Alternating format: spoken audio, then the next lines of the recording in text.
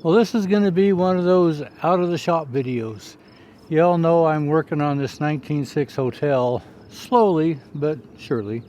I don't do much through the wintertime, but when it gets to be summertime like this, I kind of get back at it. Well, you know, last summer I put all the windows in it. There were, I think, 38. I can reach the inside, of course, but the outside, pretty tough on that second floor. So I ran across another tool that I need. I am hooked up here to my pickup and my flatbed. This is a 28 footer. I actually bought this trailer back when I was doing the Borax wagons because I needed something to haul one of those wagons down to California.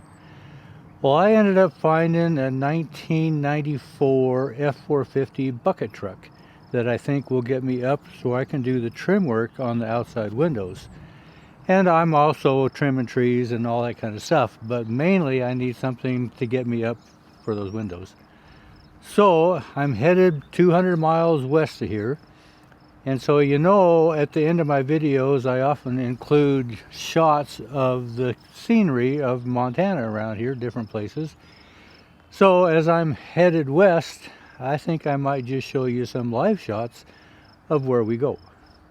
So this weekend, which will be a daytime for you, but this weekend I am actually headed west. Head west, young man, head west. Well, when I left that morning, the skies were pretty heavy overcast and you could hardly see the Beartooths that are about 25-30 miles south of us. The first town that I hit is 20 miles down the road, and that's the town of Columbus that actually gets me on I-90 where I can go west. And if you look in the distance, you can see that the snow is pretty fresh on all the mountaintops.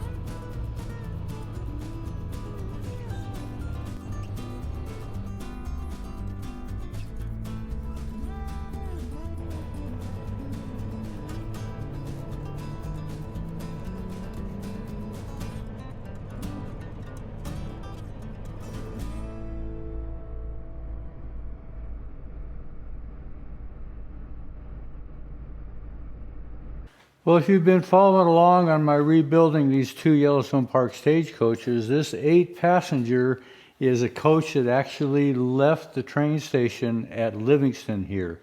And if you look south, you can see kind of a V notch in the mountains. Well, this is the trail that goes down to Gardner and goes through what's called this Paradise Valley. So this coach here took this route to go into the Yellowstone Park.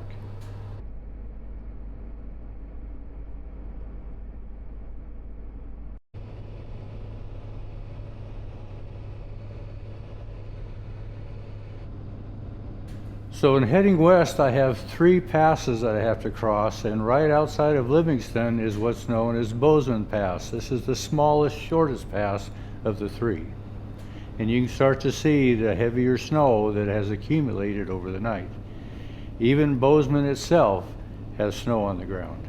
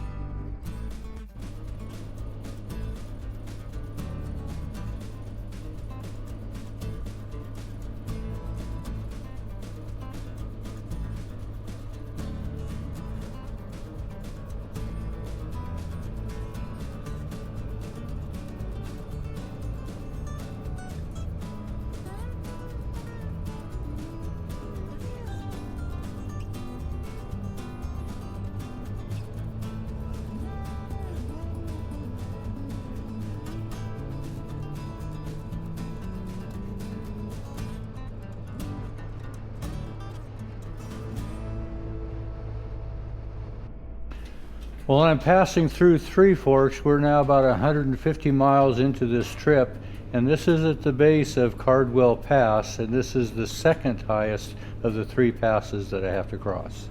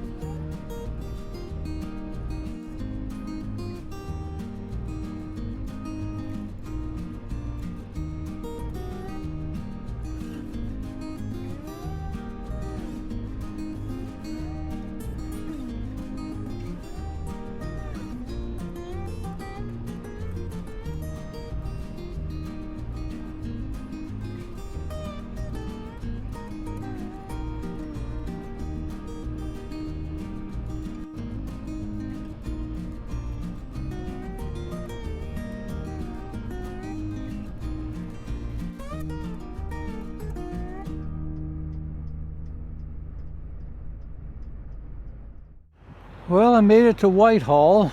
I've got another 30 miles or so to go, but I've got Homestake Pass yet to pull. That's probably one of the biggest passes.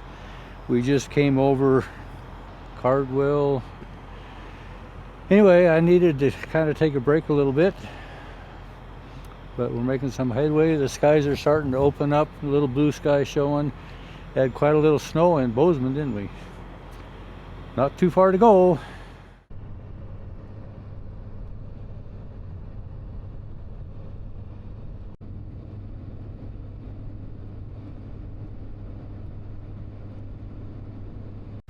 Well, after leaving Whitehall, I am at the base of the tallest pass of the 3, and this is Homestake Pass, sometimes called Pipestone Pass because of the small town of Pipestone at the base of the pass.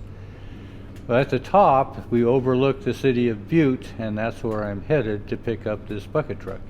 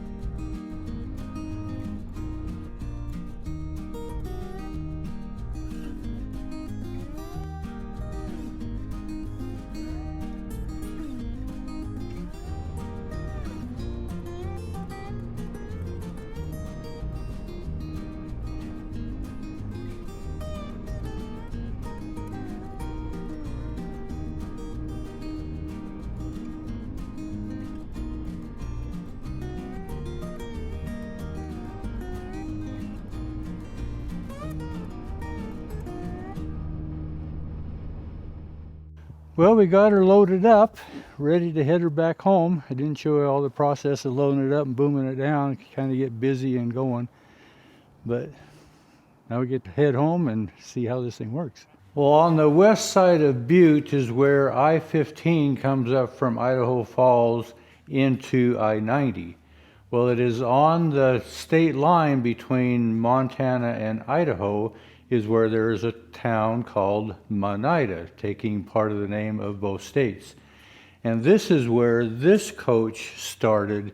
The railroad stopped there at Monida, let the passengers off, and these red body coaches with yellow undercarriages started at Monida and went into West Yellowstone. And that's where this coach would have operated. Well, we loaded this truck up in intermittent snowstorms, just kind of coming through in and out. So when I left to go back up over Homestake Pass, Homestake was just socked in like it was the middle of winter.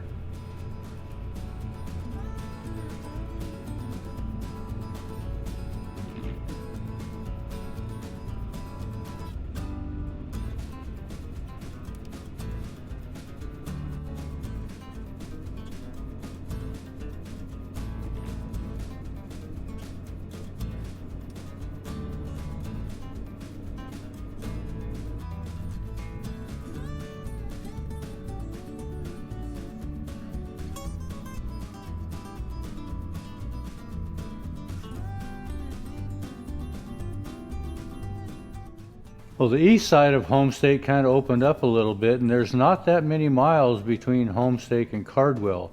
So when I got to the bottom of Homestake, you could already see the storm that had socked in Cardwell, and we were going to do it all over again, back into wintertime.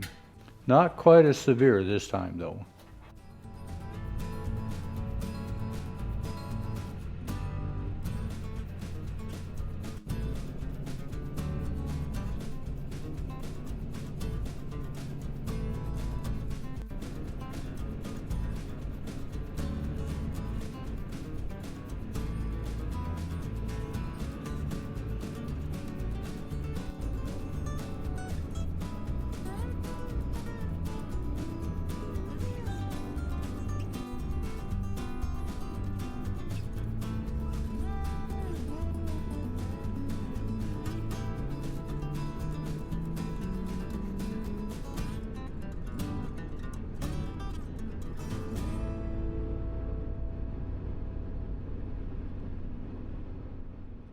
So when I passed Three Forks, I was coming into Manhattan, which is about 30 miles outside of Bozeman, and I happened to glance down and I noticed my generator light was on. Even though I run an alternator, the light comes up as generator. And my gauge for my charging was showing pretty low. Well, my 12 valve is all mechanical. There's nothing electrical on it at all. So I know that this will run without an alternator. So I really didn't think too much about it. I can limp into Bozeman, or I could even make it all the way home. Well, I got a couple miles past Manhattan, and I happened to glance down to the lower right where my temperature gauge is, and I noticed it was pegged. Well, then I knew it was far more than just the alternator, that I had probably lost my serpentine belt, which runs everything, including my water pump. So I shut it off and I coasted to the side, and I was 7 miles from Belgrade at this time. And I was along the road, boiled out of water. Now what do I do? Well, I have a son that lives in Bozeman, and I gave him a call, and he was kind enough to come out and run some parts. We put a serpentine belt on it, and we got into Belgrade and added some more fluid because we were kind of on the low side. But in the process of that overheating, it had made the thermostat malfunction, and it was kind of on and off again of wanting to overheat, but then it would open up. So I stopped and I put a thermostat in it, and that seemed to fix the problem. I'm going down the road, and now I have the first of the three, but the lowest pass to go over, and that is just outside of Bozeman Pass. And things were going well. My temperature gauge was operating normally. I got to the top of Bozeman Pass, and I just didn't have the power that that little truck usually has. So the town of Livingston is on the base of Bozeman Pass, and I always carry an extra spare fuel filter. Well, I better change the filter because typically when I start to lose power, it's probably a filter problem. So I pulled into the truck stop in Livingston and I changed the filter out, and that's the last time it ran. It just would not fire up and run again. It had sucked in a little air, which is pretty normal, but it will usually swallow that air and fire up and go. But this time it wouldn't. Well, there was a diesel tech that saw what was happening, came over and gave me some advice, and we kind of figured that most likely something has happened to the fuel pump. It's a mechanical lift pump. So he offered to haul the trailer and this bucket truck home, which he did out of the kindness of his heart. And I left the truck there in Livingston. So now I have a trailer here with the bucket truck on it and no truck. It's going to go to the shop in Livingston under the guidance of Taylor, which is this young man's name that gave me a ride home with the bucket truck. So I have a bucket truck that I can't get off the trailer because I don't have my truck. But anyway, this is where we're at today. The truck is home, the bucket truck, but my truck is not home. The ongoing saga of going west and how things can happen. I think probably through the process of overheating, since it is a mechanical pump, that extra heat must have affected the diaphragm in it somewhere. That primer pump on that pump, it just wouldn't gain any pressure on it. So I think that lift fuel pump is probably something that has malfunctioned. So the bucket truck is home. When I get my truck back, I'll get it off the trailer and maybe see how it works. But anyway, kind of a fun trip going west, and as things happen, things happen. Appreciate you coming along. Thanks for watching.